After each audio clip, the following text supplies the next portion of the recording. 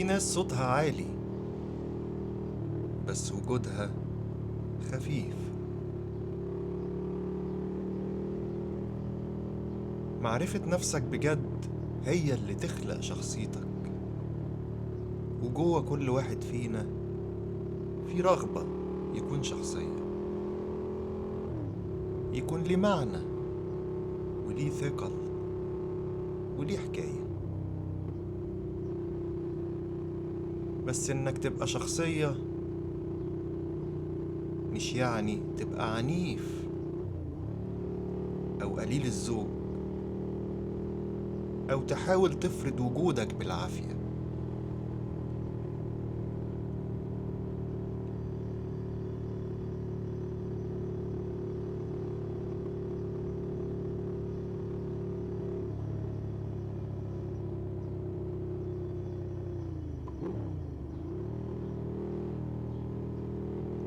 الموضوع مش في قد إيه صوتك عالي، لكن في قد إيه أنت ثابت.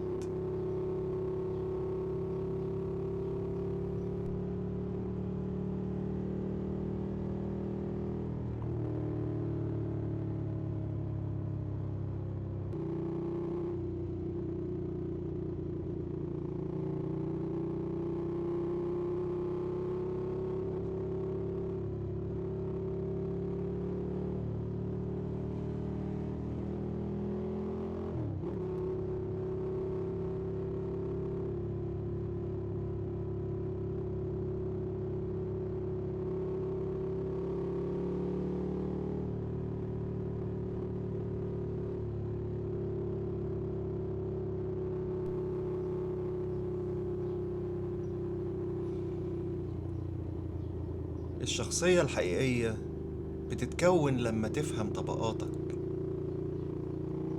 مخاوفك، قيمك، حدودك، وحقيقتك.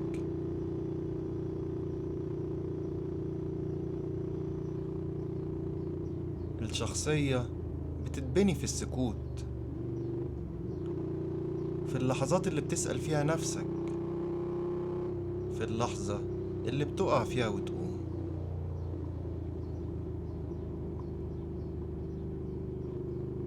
معظم الناس تقلد أو تندمج لحد لما ينسوا نفسهم،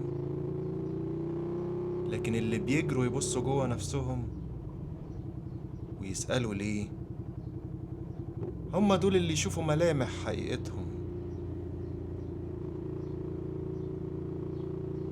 إنك تبقى شخصية مش عرض، ده حضور. اللي عارف نفسه مش محتاج يثبتها.